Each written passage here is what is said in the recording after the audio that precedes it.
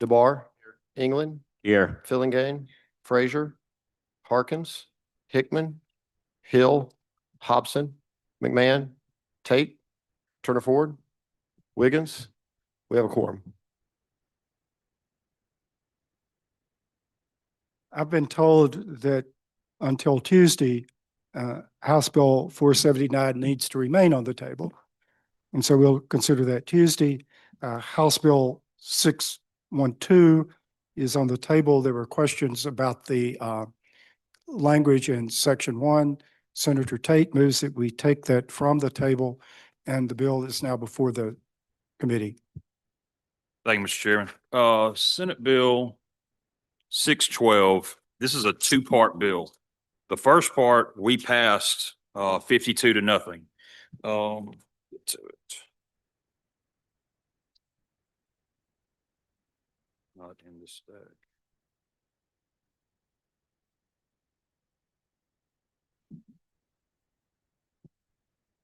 Okay, so Section 1, last year we passed with no votes, both the House and the Senate, to allow for interlocal agreements between municipalities and counties to do work on our military installations.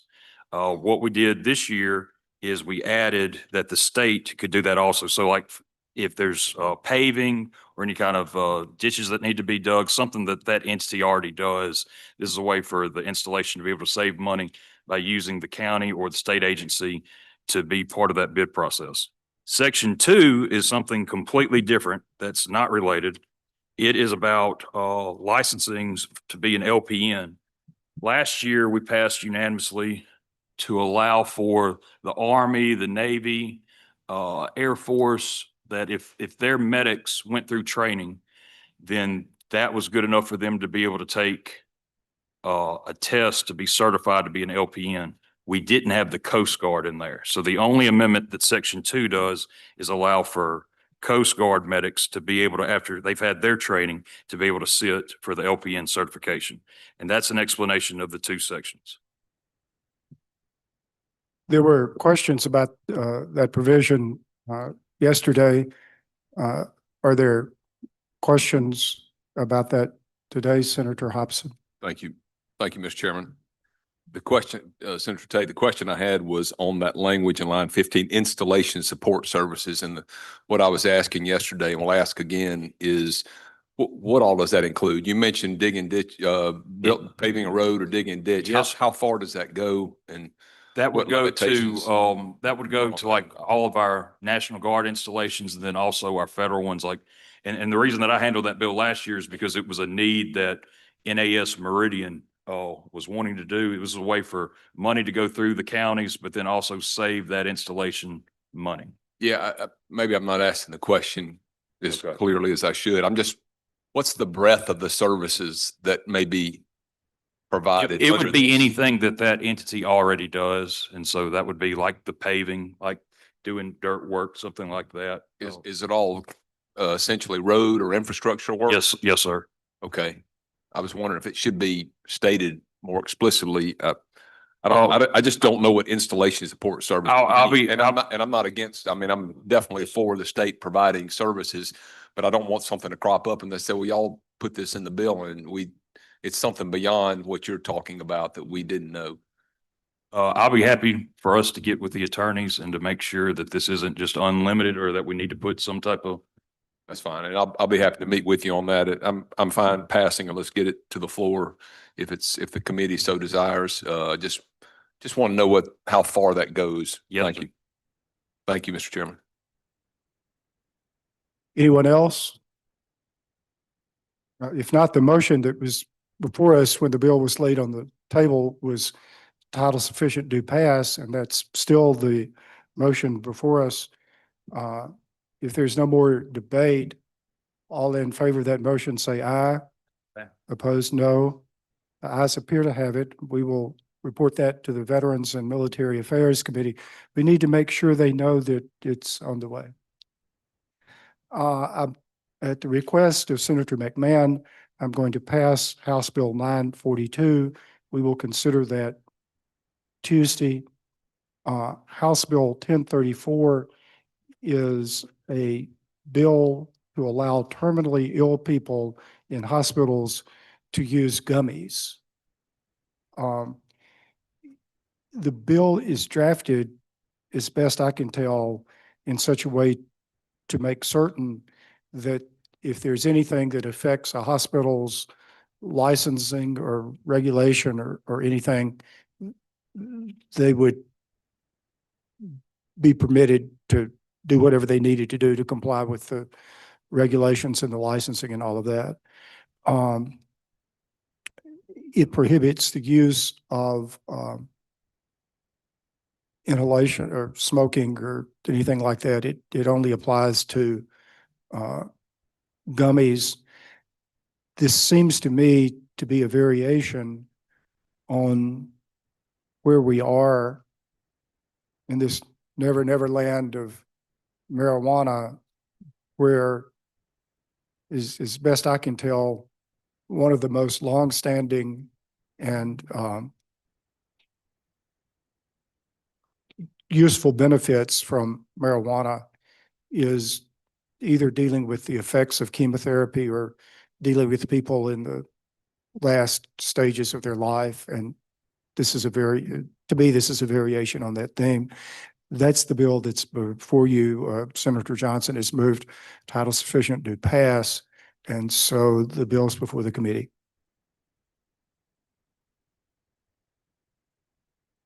Senator Wiggins.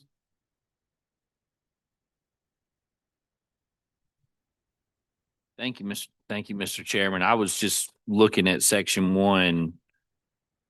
And I know we're dealing with terminally ill patients. But it seems like what we're doing here is us, i.e. the government, telling hospitals how to treat patients. And when it comes to insurance companies and all, we always hear insurance companies shouldn't be telling doctors and getting in the middle of patient-doctor treatments. Yet we are getting in the middle, if this was to pass, as I read it, telling, even if the doctor or whatever says not to do it or don't do it or whatever, we're telling them that should be done. Is that what we're doing here? We're allowing a terminally ill patient to get marijuana gummies if he's in the hospital. The dilemma is that doctors cannot prescribe, as you know, because of the federal regs.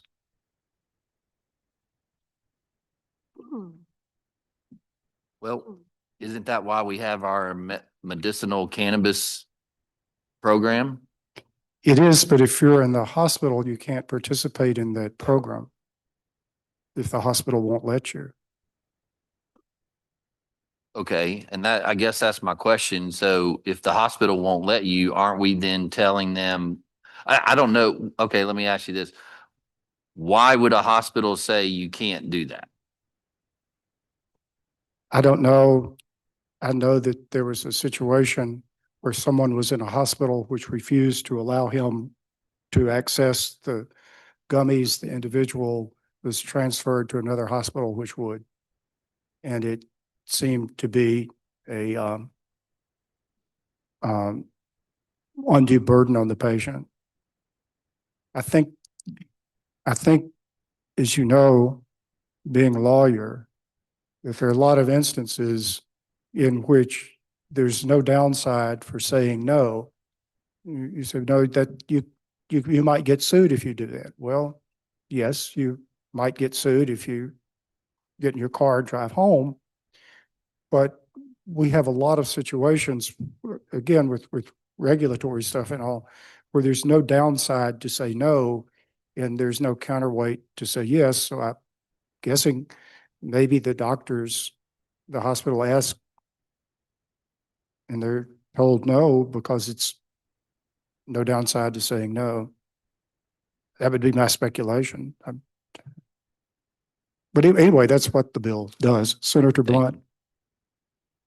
Thank you, Mr. Chairman. If I'm reading the bill correctly, the terminally ill patient already has a medical marijuana card under the existing law, and they would have had to see a physician and meet one of the conditions to get that card and to be eligible. Am I reading that right? Don, Yes, I believe the bill requires that. thank you. Senator Hill. Senator Bryan, do you know if there's any other state that has passed a law like this to override what the hospitals would ultimately have the authority of treating a patient the way that they see fit to treat them in a situation like this?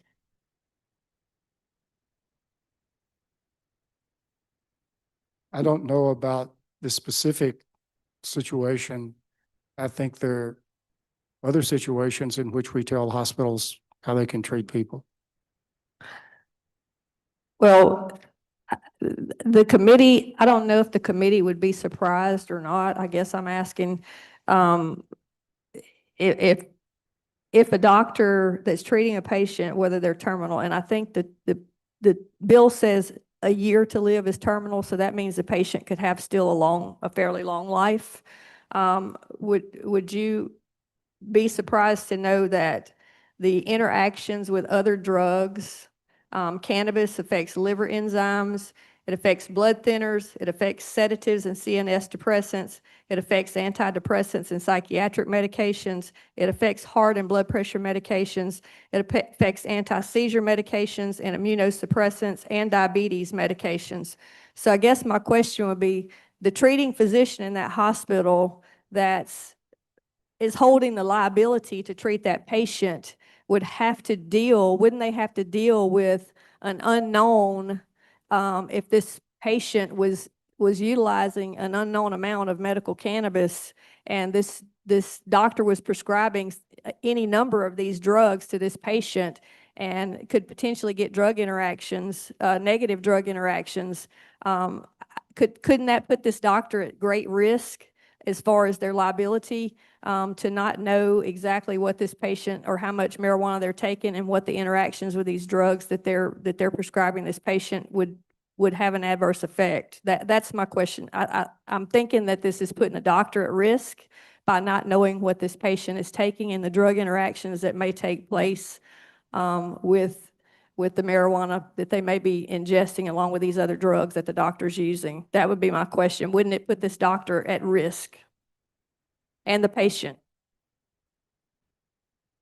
One of the questions you asked was, would I be surprised to find their reactions between marijuana and other drugs? No, I would not be surprised to find that. I'm assuming the doctor would know that the patient was taking the gummies, and if the doctor did not know that, I don't think the doctor would have any liability. Well, I think the doctor, whether they know they're taking it or not, the doctor still has a responsibility to treat these other conditions of this patient.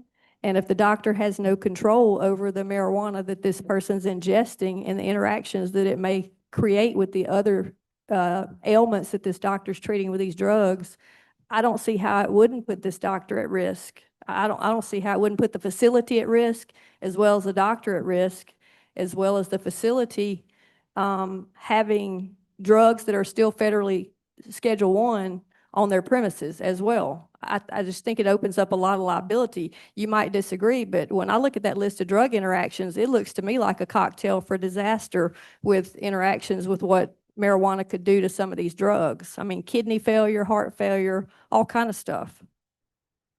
And they can't just, can they stop treating diabetes and giving the diabetes medicine? Can they stop giving the beta blockers for the heart problems? Can they stop giving the blood thinners for if they have a heart condition? They can't. But yet there's drug interactions that they can't control. I'm somewhat confused as to whether you're speaking against the bill or asking me questions. Maybe I'm doing both. If you're asking me a question, I would say it would be the same situation as a patient who is drinking alcohol against medical advice. if you have a patient who's consuming alcohol when you've told the patient not to, I guess the doctor would do the best he or she could with that patient. I guess my follow-up with this, does this bill say that the patient can drink in the hospital? I don't think so. So that's the answer to the question. It says that they can use marijuana, so it's not, we're not discussing them having a legal right to drink in the ICU or wherever they are in the hospital, correct? Again, if you want to speak against the bill, you can just speak against the bill without asking me questions. I'll speak against the bill. Okay.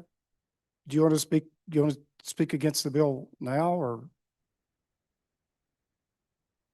I'm welcome to let anybody else ask questions before I speak, if anybody else has a question. Senator Harkins. Thank you, Mr. Chairman.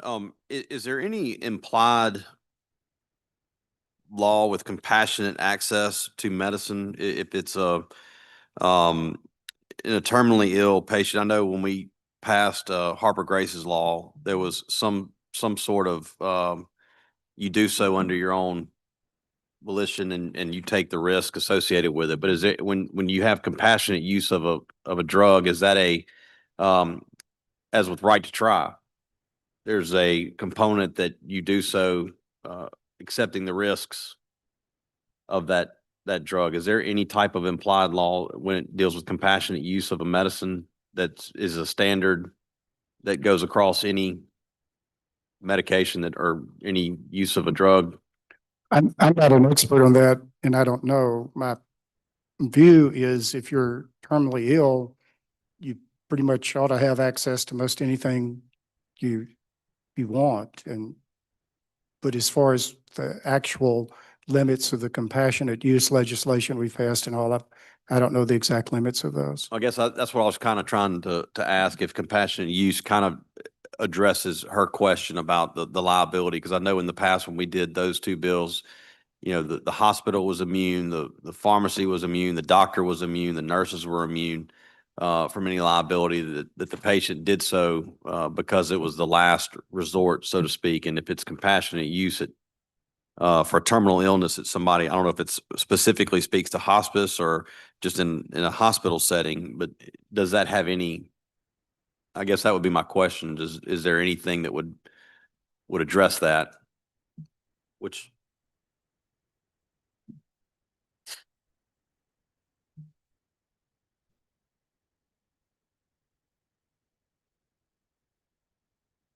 it says that, I guess in section 2, it does say the facility or caregivers of the facility are not responsible for providing medical cannabis for registered qualifying patients.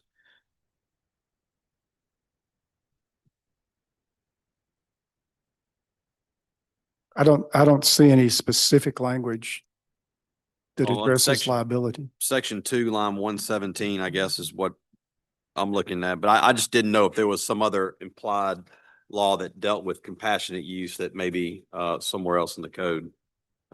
Thank you. Senator Boyd. Thank you. I see in here where a hospital doesn't have to do this if the feds tell them they can't. I've got grave concerns though, because it's not going to protect a hospital retroactively from non-compliance if the federal government has said they can't do this. So I've got real concerns here because as we know, the federal government does like to act retroactively sometimes.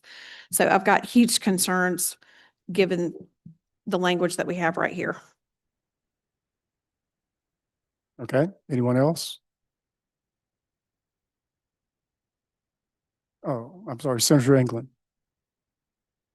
Thank you, Mr. Chairman. And I know this is probably a tough question. You may not have the answer.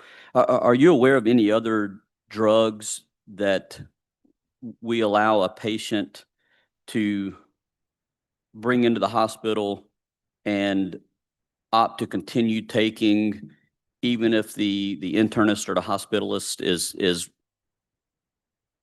trying to prescribe something that may counteract with that? Do we have any other Any other drugs that we say the hospital shall allow this to continue that you're aware of? We don't, and the purpose of the legislation, as I understand it, is that we're in this never, never world of marijuana where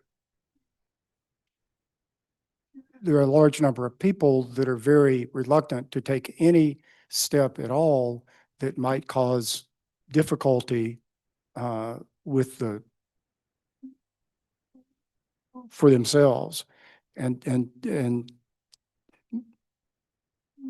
that's leads to the impetus of the bill. Senator DeBar.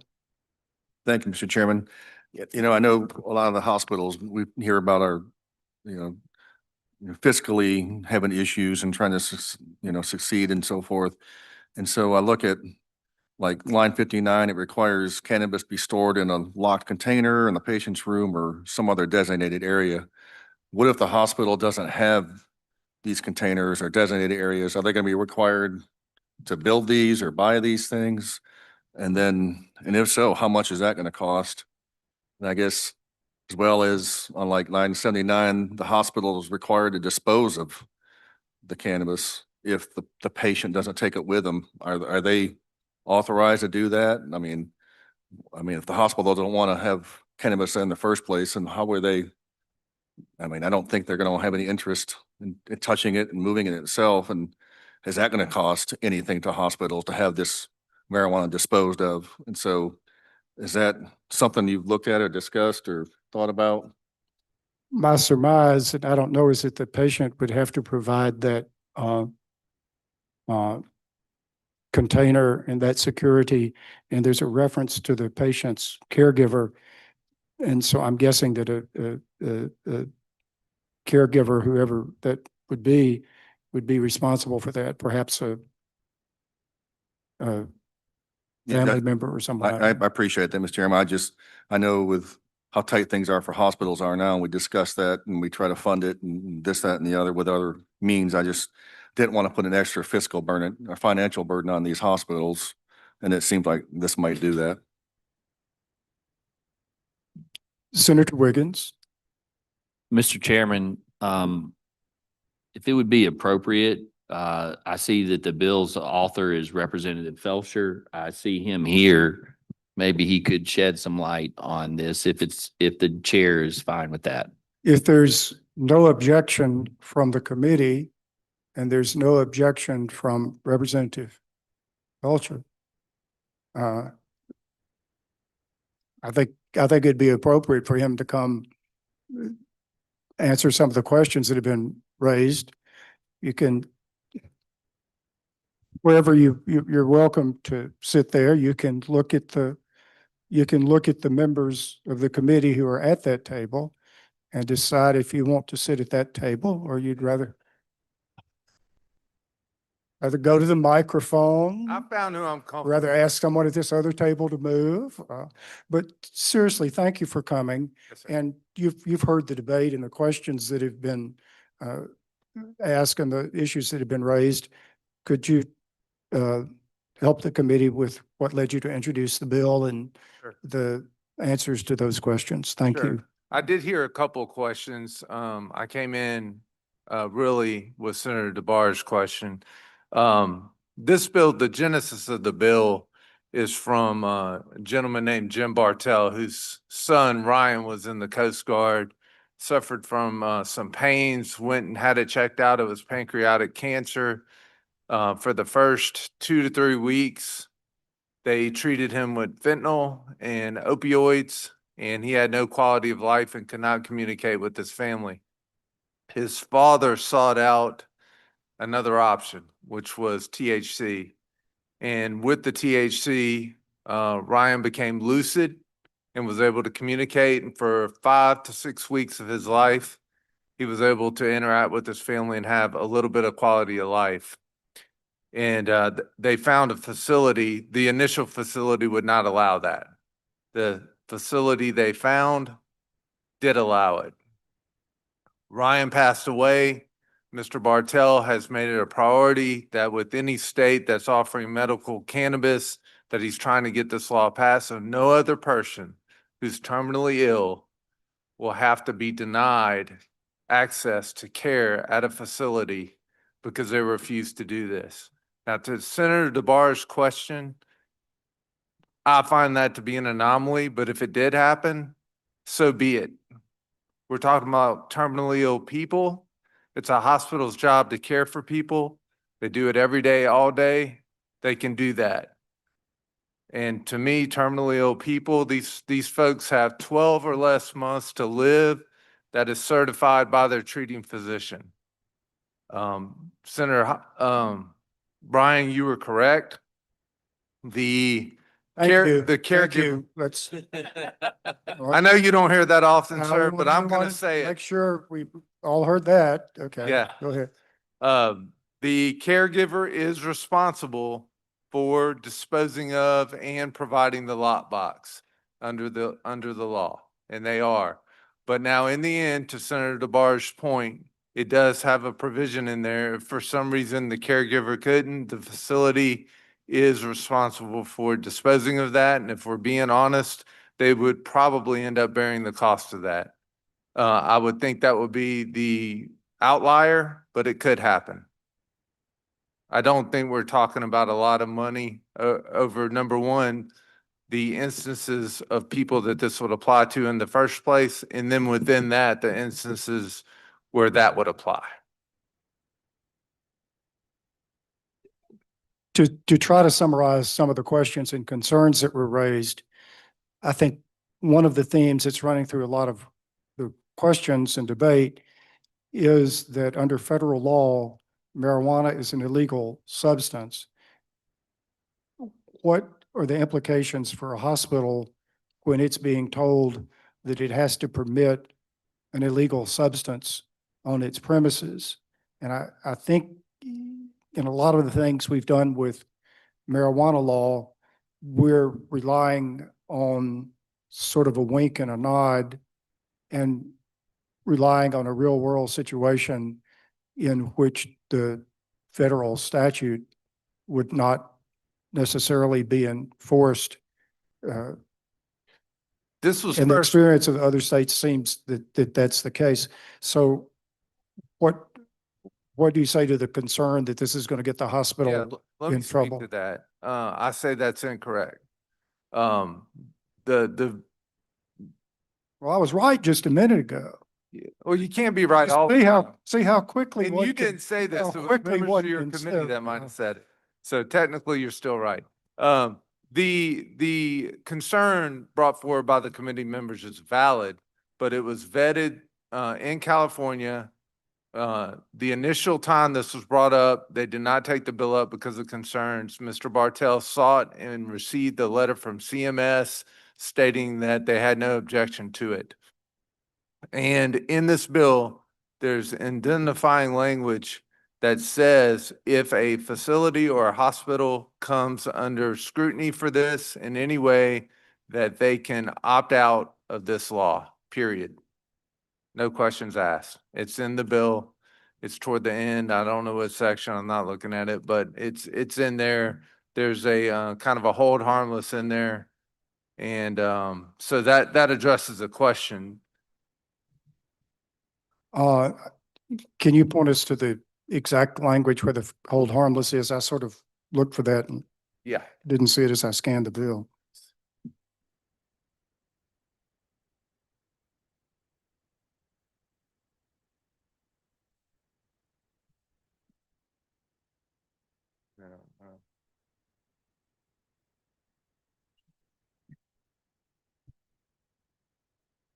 Okay, if you look at the end, right above the section 3 on the last page, it's item number 3 under section 2. A facility listed in the subsection 1 may not unreasonably limit. Okay, access to or medical use of medical cannabis authorized under this chapter, unless failing to do so would cause the facility to lose a monetary or license related benefit under federal law or regulations.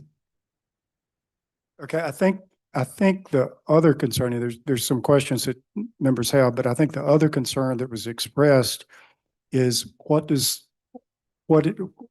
does this affect the relationship between the patient and his or her treating physicians or physician or the hospitalist of the day?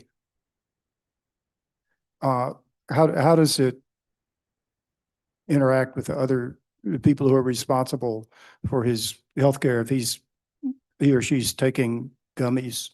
Sure. So the first thing I would say is I think this was enacted since 2022 in California. To my knowledge, there's been zero negative outcomes with that. So sky's not falling over in California. I don't think it will here. No. Well, in relation to this, you got me.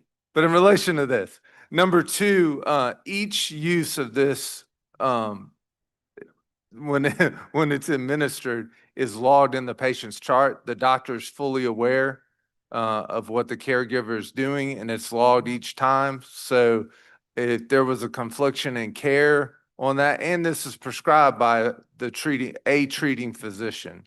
Remember, they had their medical cannabis card that's been prescribed to them. It's all above board. So I would think in the continuity of care between the two physicians that if there was an issue, it would be discussed. Thank you. In fairness to the people in California, I'm sure that somewhere in California, there's a committee meeting going on where someone makes a reference to something is okay in Mississippi, and there's the same reaction there. So, Yes, sir. Senator England wanted to ask a question. Yes, Mr. Chairman, thank you. I have a question for the bill's author, Representative Felsher. Looking at the bill, and I thank you for your work on this. I understand what you're trying to do. My concern, as I think it is with several other folks based on the questions, is on line 47 where it says a healthcare facility shall allow patients in the facility to use medical cannabis. I wonder if we change shall to may, would that provide hospitals with the benefit of having a statute in Mississippi that says they can allow this? Because the way it reads now is that a hospitalist or an internist, they're not going to treat, just because a patient's terminally ill, if they're not sent home on hospice, I think and I could be wrong, but I think their oath is to try to keep that individual as healthy and alive as long as possible. But we're saying that they shall allow that patient to use this one form of medicine. However, if we said may, I believe, would you agree with me that would at least allow these hospitals that may have concerns about it know that the legislature has allowed them that opportunity to use that? Would that be something, did you consider that, or was that vetted, or? With all deference, first of all, this bill's been heavily vetted. It's been approved by Department of Health, Dr. Edney. I did speak with Forest General and the Hospital Association. Now, the Hospital Association did not endorse the bill, but, you know, I was told that they would not come out against the bill. I spoke with the Nursing Home Association, but to go more directly to your question, if we put may in there, you may as well not have a bill. The whole purpose of this is to guarantee that no patient, my father had lung cancer and was kicked off his pain management program because after the opioids and after the fentanyl patches, that didn't work. He tried THC, which unfortunately did not work either, but he was looking for anything for quality of life. But because he had THC in his system, they kicked him off his pain management program. And so we had to fight to get him reinstituted. The point is, we're talking about people with less than 12 months to live, Senator England. And I'm more concerned about that than look, if we didn't have the provision in here that would hold the hospitals harmless if they came under scrutiny or any kind of threat from the federal government, I wouldn't even be presenting this bill. But they're fully covered that way. This has been in practice. I think 2 or 3 other states are passing this law this year. I think many others will follow. So to answer your question, to put may instead of shall waters down the bill, and I would not be in favor of that. Representative Felser, if at any point in time during the vetting of this bill, were you made aware of any other medications that a hospital is required to give a patient if that patient brings with them to the hospital when they're terminally ill? Like if a patient is taking fentanyl for pain relief, is there a law that says if that patient brings fentanyl, the physician shall allow that patient to keep their fentanyl, take the fentanyl, keep it locked in the room, and administer it? Do we have any other medication? Because we're talking about medical marijuana. I want to make sure that we understand that we have medical marijuana usage in this state. Is there any other medicine or prescription that we are going to require hospitals to allow a patient to bring with them and use with them if they're terminally ill? And why are we just limiting that to medical marijuana if that's what we're doing here? This was the specific drug that Mr. Bartell used for his son, and it worked. This is what we're focused on. I'm not looking at red herrings or any other outliers. I'm not trying to put a red herring. If it worked for Mr. Bartell, that's great. Does that mean that it's going to work for every patient? And wouldn't that be a decision for the doctor to help make? If it works for him, it works for him. If it doesn't, it doesn't. But they should not be able to do it because a hospital facility says, no, you can't do it. Yeah, and I'm not disagreeing with you, Representative Felser. I think that they may be allowed to use it. We're telling they shall allow this usage. And I think that's just my main concern. But you've answered my question with your statement that you would not want to see us change the word shall to may. Thank you. You're welcome. Any other questions for Representative Felser, Senator Fillingane? Thank you, sir, Mr. Chairman, and thank you, Representative Felser. I agree with what you're trying to do. I guess my only curiosity is what's the interplay between the physician or the nurse? I mean, did they just, under your contemplated law, just give the patient full access to the gummies and they take as many as often as they would like, or are they still somewhat responsible for making sure that they dose it in a way that doesn't upset their other conditions? Yeah. So the caregiver is responsible for the administering of the medical cannabis, and that is in conjunction with, it's the hospital is aware, or the nursing home nurse would be aware, but in no way do they touch it or are they responsible for administering it. They're just aware of it, and it's to be logged in the patient's chart as prescribed by their doctor who prescribed the medical cannabis in the first place. And in the amounts that they are Yeah. taking it. Yes. I mean, you have to have some faith that people are going to follow the instructions of the prescribing doctor. Yes, sir. I would think so. Thank you. You're welcome. If there are no other questions for Senator or Representative Felcher, thank you very much. It's been very helpful for you to come speak with us about the bill. We appreciate your coming down. Thank you for the opportunity and your consideration from the committee. I appreciate y'all. Thank you. The bill is before you, and the pending motion is title sufficient to pass. Senator Hill. Yes, I still wanted to speak. My concern goes back to two things. The first thing is, this is saying shall. We're telling a publicly owned facility or a privately owned facility that carries insurance, pays doctors, and keeps their facility running, that you shall allow somebody to consume a medication that's given by a caregiver, even though the treating physician may see all the drug interactions that I listed as being detrimental to blood thinners, sedatives, and CNS depressants, antidepressants and psychiatric medications, heart and blood pressure medications, anti-seizure medications, immunosuppressants, diabetes medications.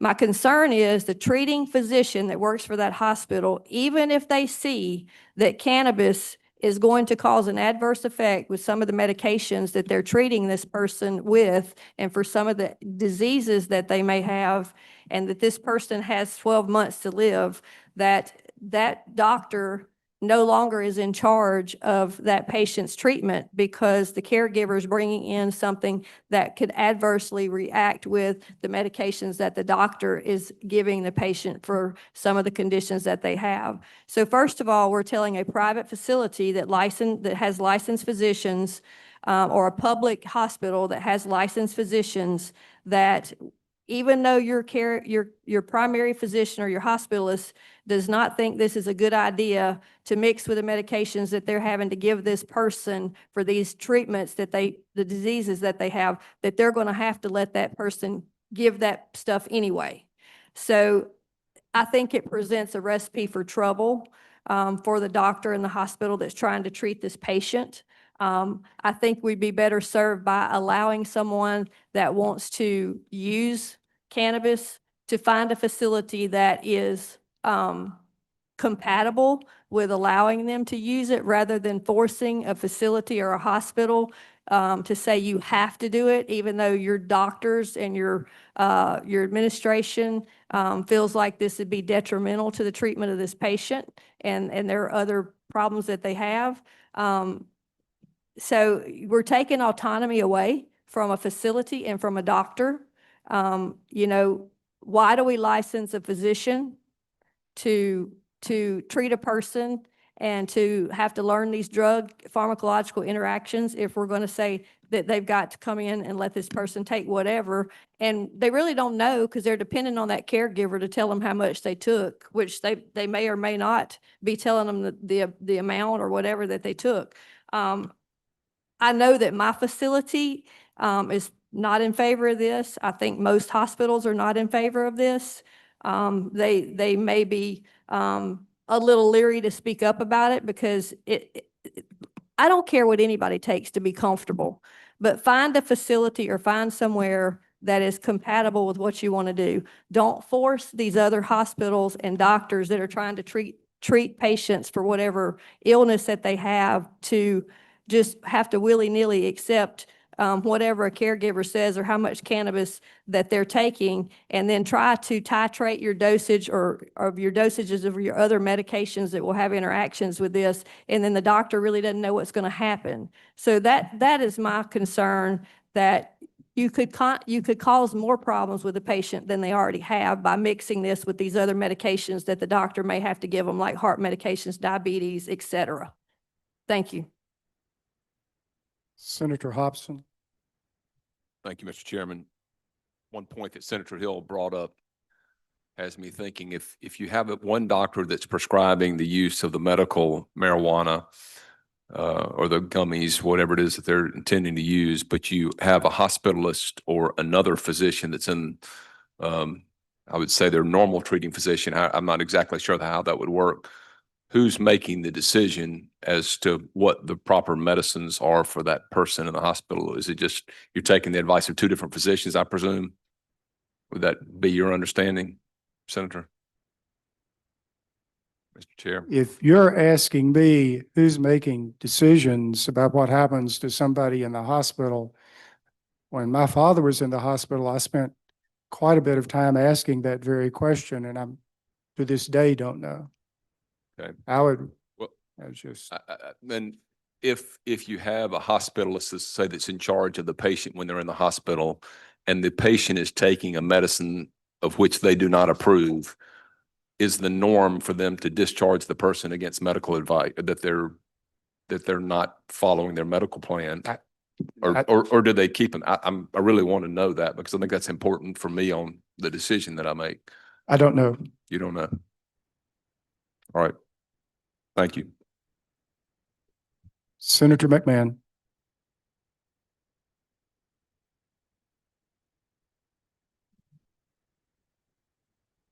I think it's important to remember these are patients that are terminally ill, have less than 12 months to live. I'd like to offer a friendly amendment on line 47. It'll say a healthcare facility with a hospice unit shall allow. That will be my amendment, with a hospice unit. That's my amendment. Okay, Are there any questions?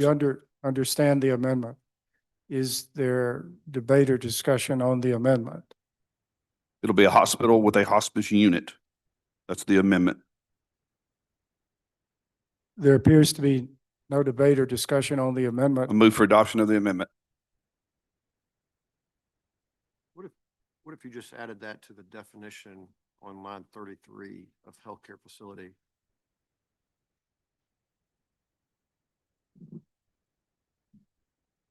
I'll accept that amendment to the amendment. On line 33, it'll say healthcare facility means a hospital, and then inserting with a hospice unit with skilled nursing facility. So Okay, not all hospitals have a hospice unit. okay, can you state the amendment again? I move for adoption of the amendment. Can you tell us what the amendment is? The amendment will be for a hospital, a healthcare facility with a hospice unit Okay, in the facility. okay, These are terminally ill patients with less than 12 months to live. I think the amendment is to add the words, with a, hospice unit to the definition of hospital. So this would be restricted only to hospitals with a hospice unit, if I understand the That's the amendment. amendment. Senator Fillingham.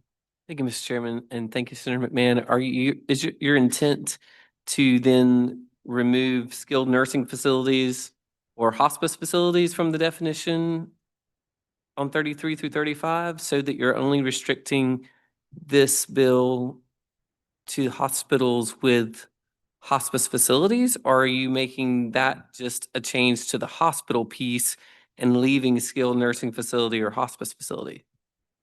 I'm trying to make the legislation more favorable for those that might have some question about it. In my mind, these are terminally ill patients that are going to slip into eternity within 12 months. And if they want to try something to ease their pain, the people of this state voted that they wanted a medical cannabis program. I'm going to try to honor that here. So my amendment would be, now, if for a hospital with a hospice unit. If the amendment fails, it fails, but that's my amendment. And I appreciate that as it relates to hospitals. My question is your amendment also attempting to change skilled nursing facilities and remove it from the bill, or hospice facilities from the bill? Or you're only trying to change it as it relates to hospitals? I'm just making it for a hospital with the hospice unit.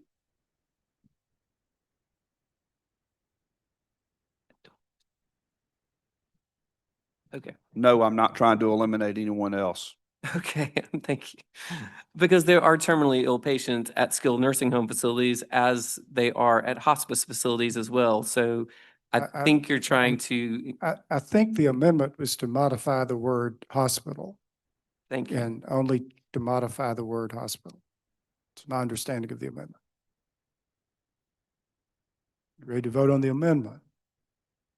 Senator Boyd. Senator McMahon, I understand what you're trying to do. I'm not sure, and I appreciate what you're trying to do, having had a family member, well, actually two family members that have had terminal illnesses. However, what your amendment is 12 months prior to someone's, that is oftentimes they are in the hospital for chemotherapy because they've had issues with that. There are many things that they're in the hospital for. And your amendment, if I'm understanding properly, and tell me if I'm not, is the hospital just simply has to have a hospice unit. The amendment, as you put it, doesn't mean that they're actually a patient of hospice, if I'm reading that, if I'm understanding that correctly. Would that be what you're saying? I'm just trying to clarify that this is going to be for hospitals with a hospice unit. Okay. So they could be a patient in the general, but as long as they have a hospice unit in that population? I guess that would be left up to the legal minds Okay, thank for you. interpretation. Are you ready to vote on the amendment? All in All in favor of the amendment, say aye. All opposed, say no. It appears the noes have it. It appears the noes have it and the amendment fails. We're back on the bill. Is there further discussion or debate on the bill? Senator England.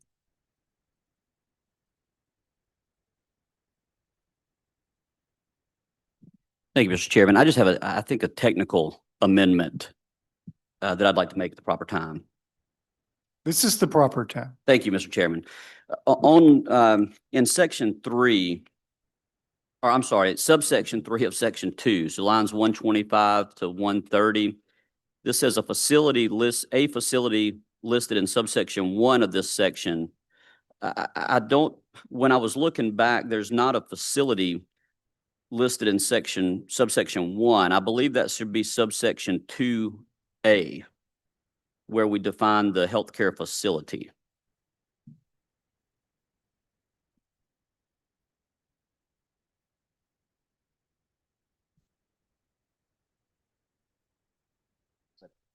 Yes, which is in section 1. I'm sorry, it's section 1, subsection 2A.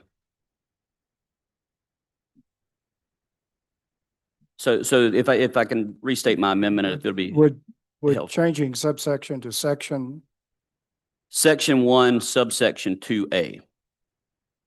okay? You understand the amendment? Your debate? All in favor of the amendment, say aye. Aye. Opposed, no. The ayes appear to have it. The ayes have it. Further debate or discussion? Not, are you ready to vote? All in favor of title sufficient to pass as amended, say aye. All opposed, no. I hate to say this, but the chair's in doubt. All in favor of the motion title sufficient to pass, raise your hands. I'll ask the secretary to count.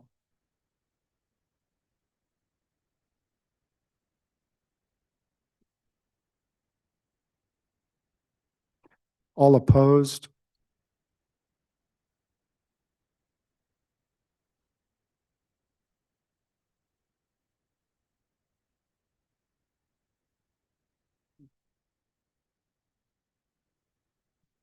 I'm told there are 8 votes yes, 9 votes no, so the motion has failed. The next item on the agenda. Mr. Chairman, I have a motion. I would like to enter a motion to reconsider on that bill. Okay, we'll enter a motion to reconsider on House Bill 1034. I will not entertain a motion to table at this session. The motion will be available for us Tuesday if we decide we want to consider it on Tuesday.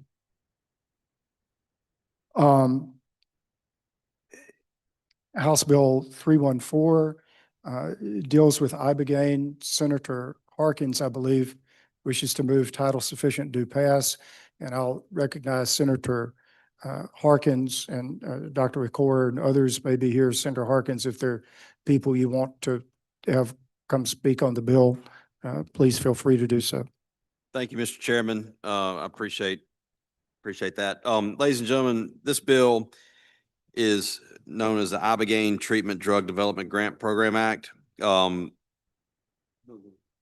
lot of Mississippians, especially veterans, are suffering from post-traumatic stress disorder and traumatic brain injuries. Families still wrestle with the opioid addiction and mental health conditions, and the treatments we have do not work for everyone. The bill before you, the Ibogaine Treatment Drug Development Grant Program Act, creates a tightly controlled, science-driven pathway to test whether Ibogaine can become a safe FDA-approved medication for opioid use disorder, co-occurring substance use disorder, and related neurological and mental health conditions. If you're asking what is Ibogaine, Ibogaine is a psychoactive alkaloid found in the root bark of the African iboga plant. Pharmacologically, Ibogaine interacts with multiple brain systems and is thought to contribute to prolonged effects on mood and craving. Small studies and observational reports suggest Ibogaine can reduce withdrawal symptoms and drug cravings in people with opioid or other substance use disorders, sometimes for weeks, months, or years after a single treatment. More recent work, including in veterans, has explored Ibogaine for PTSD, depression, traumatic brain injury, with early findings of substantial short-term improvements in symptoms and functioning through these, though these are still preliminary. Ibogaine can have side effects, especially with heart rhythm problems, which is why a thorough screening process is incorporated before a procedure is performed. In the United States, Ibogaine is a Schedule I controlled substance. To be a Schedule I in America, a medicine must be highly addictive and have no medicinal value. We can argue that Ibogaine has neither of those characteristics. In the early 1970s, Ibogaine, along with a number of other psychedelics, were all swept into Schedule I without proper consideration. Right now, when conventional recognized treatments have failed, some veterans and people suffering from addiction, including Mississippians, are traveling to Mexico and other countries to receive Ibogaine treatments. Abroad, Ibogaine is being used in supervised clinical settings with promising results. In 2024, Stanford University School of Medicine published a study of special operation veterans receiving Ibogaine plus supportive care outside of the U.S., finding large, rapid, and sustained reductions, 80 to 90%, in PTSD symptoms, depression, anxiety, and suicidal ideation after a single treatment. That mirrors what the nonprofit Veterans Are Exploring Treatment Solutions reports after helping more than 1,800 veterans, including some Mississippians, access Ibogaine-based care abroad. Here's what the bill does. The core purpose is the act authorizes the State Department of Health to select and fund a consortium to conduct an Ibogaine development drug clinical trial aimed at securing FDA approval for treating opioid use disorder, co-occurring substance use disorder, and other neurological or mental health conditions where Ibogaine shows efficacy. It does not legalize general Ibogaine use. It confines activity to FDA-regulated research and future FDA-approved medical use. The consortium must include a drug developer, an institution of higher learning, and a hospital, and must choose a lead university to contract with and report to the Department of Health. The lead institution must submit a detailed proposal covering FDA trial strategy, full trial design, plans to seek breakthrough therapy designation, and recognition of the state's commercial interest in resulting intellectual property. Mississippi corporate presence and jobs, third-party payer coverage, and access for the uninsured provider training, and proof it can fully match state fundings with non-state dollars. So in essence, there has to be matching funds from an outside entity.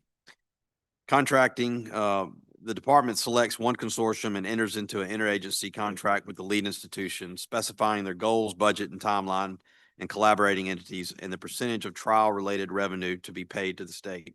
No state funds may be dispersed until matching funds from non-state sources are verified. The funds can be paid out in increments tied to milestones, and the consortium must file quarterly progress reports and financial reports while the department submits annual reports to the legislature. A designated consortium member must promptly file an investigational new drug application with the FDA and seek breakthrough therapy designation, then enter into an agreement with similar consortium in another state that has done the same, coordinating Mississippi trial with multi-state Ibogaine trials. Only a hospital or institution of higher learning may serve as a trial site. This is a creative, responsible way of exploring a promising therapy in the middle of an ongoing opioid crisis. It keeps us firmly within the FDA framework and provides matching funds, it protects patients, and ensures that Mississippi shares the benefits of a new drug, really does what early science suggests it can do. We have invested money in a new investigational drug floor at UMMC. That is precisely what something like this should be used for. And I'll be happy to yield to any questions. And I'd also, if Dr. Ricord would like to make any comments as well, I'd like to recognize him, Mr. Chairman. Dr. Ricord, would you like to come speak on, help us with the bill? And I'll make you the same offer I made Representative Velcher. You can choose whatever seat you want, look around, see what there is to choose from. You can stand at the podium if you'd like.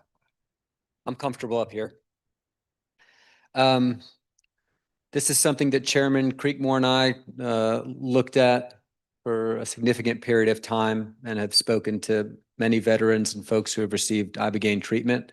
I doubt it's a panacea I think you just heard that the experiment in Stanford, which is really the best evidence we have, consisted of follow-on care and continued therapy, which is where a lot of the work is done.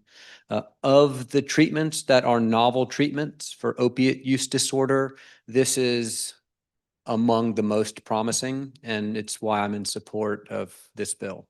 So I'm here and happy to answer any technical questions or answer about how iBegin works or any of that, if that's helpful to you all. Are there any questions, Senator Boyd? Roughly, can you tell us about how much you expect one of these trials to cost? How many participants would be in? Kind of give us an overview, rough overview of that. That's a great question. I have no idea. But an estimate for one course of an ibogaine treatment is approximately $50,000.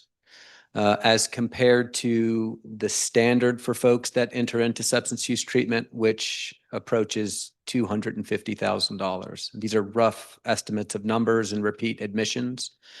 So I'm not sure how many participants would be included in this consortium in Mississippi with $5 million. Let me add to that. I think the plan is to put $5 million of opioid settlement funds into this, and you would have $5 million more of matching funds for $10 million. Another state that we are considering working with, Texas, has funded $50 million, and theirs has matching funds as well. So you would have $100 million from the state of Texas, $10 million from the state of Mississippi. You would work alongside their consortium as far as studying ibogaine and the impact. So you would have a pretty large pool of people that will be taking it and studies being drawn from those clinical trials.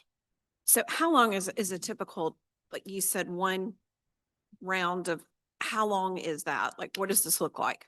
So a person who would undergo ibogaine treatment would need to get a pre-treatment EKG to make sure they don't have an underlying heart condition. And then they would take the medicine, and the psychedelic experience would last approximately 12 hours. And so typically 48 hours before the person would be complete and returning to care as usual. Okay.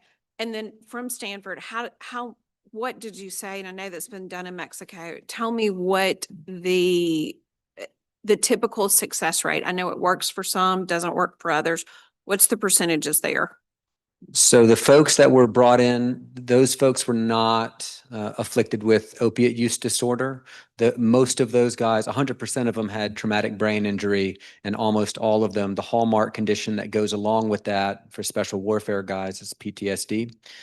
To a person, there was maybe one person met criteria for having, out of 30 men, special warfare, one person met criteria for having a traumatic brain injury after treatment. And this group was universally disabled from TBI, PTSD symptoms. Okay, so it hasn't been studied then yet. And there's some overseas studies, I believe. Have they been on opioid use? So there's plenty of good evidence about the benefit in terms of short-term withdrawal symptoms. So ibogaine has action at the opiate receptors, weak action at the opiate receptors, and that's theorized to reduce cravings. It also has good evidence for reduced cravings many months out. One of the challenges with the way ibogaine is currently administered overseas is the screening and data collection process, frankly. And so what we see is folks going to Mexico, going overseas to get ibogaine treatment, and although it's done in a clinical setting and we have anecdotes that there's miraculous improvement, we don't have good data, which is why this is called for. Okay, and so after these people get home from these treatments or whatever, is there required follow-up treatment, or how does this work? Sure. So I would propose that there's good evidence that at approximately 6 months is when you start to see folks relapse. And so we're talking about measuring the benefit of ibogaine itself versus standard of care. The benefit of ibogaine itself in that first 6 months is clearly beneficial, but I would also say that if folks return to the conditions that led to them being addicted to opiates in the first place, so they're hanging out with folks that are using opiates regularly, and then they could possibly become convinced that since they don't have an opiate problem anymore, they could take some opiates, that the probability of a relapse would be high. So for this to be successful, you're talking about giving folks relief from the initial symptoms of withdrawal, which lead people back to using again. And then you're talking about this prolonged benefit in terms of withdrawal, and all of that would be necessary for folks to be successful.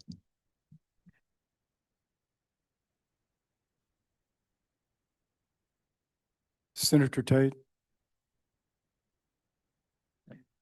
Anyone else? Senator Hill? Just a question. How is it going to be determined who conducts or runs the clinical trial? Is it going to be a medical facility? What point do we have to get to as far as money in states before it actually kicks off? And is it going to be, how is it going to be determined that what facility or who runs and does the clinical trial?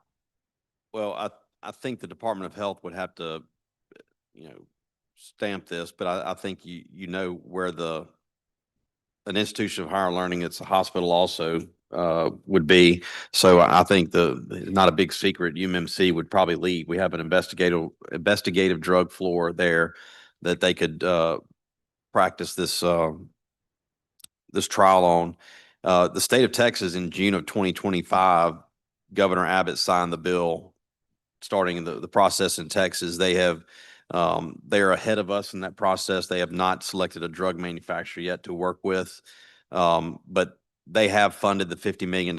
And so they have taken some steps to get the process rolling. If we do collaborate with them, which I think they are probably the only ones right now that have gotten this far, we will quickly be caught up. And the $5 million coming from the opioid settlement fund will be the seed money. Then we'll find a match to go along with it to bring in the other $5 million. So this is not going to be a collaborative clinical trial with other states. This will be a separate Mississippi venture. We will do the trials in Mississippi, but we will also collaborate with the state of Texas, if that's who's chosen as a consortium. There may be other states that join Texas. So the more states that join it, the more people you'll have, the more information that you can share. But it will be, my understanding is that it'll be done in Mississippi under the guise of direction of Mississippi doctors here in the state. We're not sending money outside of the state to do it. We'll be using these funds for investigational drug use here in the state of Mississippi. And, I do want to thank Representative Creekmore has worked really hard on this. This is something that we started talking about this summer, and he's done a lot of the legwork on this bill, and I want to thank him for his work on it. But there are a lot of people that have stepped up. I don't know how many of y'all were able to come to the hearing this summer, but we had service members from Mississippi that have gone to Mexico and given testimony of the dramatic change that it made in their life, from just about to commit suicide to a new lease on life. And I think if you heard the stories, you listened to them tell you the story. I mean, some of these people are at the end of their rope, literally, and have tried other treatments, have tried other paths, and nothing has really done anything to help them. And so if this is just an opportunity that they can try, it may help a number of people. It may not help everybody, but if we can help one person, save one person, and help to combat some of the issues that plague our state and plague our service members, I think it's a definite worthwhile investment for us to make in Mississippians. So thank you, Mr. Chairman. If there are no other questions, I move title sufficient to pass. Senator Tate. It's just to speak on the bill. We've had hearings over this past summer. So we've had kind of two sets of groups that have been meeting, and there's one that I was chair of, and it was about the mental health of our veterans. And I had no idea what Ibogaine was 7 months ago, 8 months ago. but it is really a miracle drug. It is something you asked about success rates. It's between the high 80s to low 90s percentage every time. And the idea of going back a second time is very low to having to do this. It is not an addictive drug. It's something that you don't want to do. I encourage if anybody has any questions to go back and look at our live stream task force testimonies that we had. The most compelling one to me was a nurse that was in a car wreck and had TBI, and for 6 years tried everything under the sun to try to get her mental health back, and she couldn't. She went to Mexico when she heard about this. She had this done. She then decided to move to Mexico to make sure that this drug was administered correctly, and properly, and safely. And so I encourage y'all to go back to look at that. On Netflix, there's a documentary about this called In Waves and War. Governor Rick Perry was on the Joe Rogan show talking about this extensively, about the statistics of all this. So there's information out there that you can get, and I'm in support of this. Again, this isn't an addictive drug where you want to do it 2 times, and it is a miracle drug.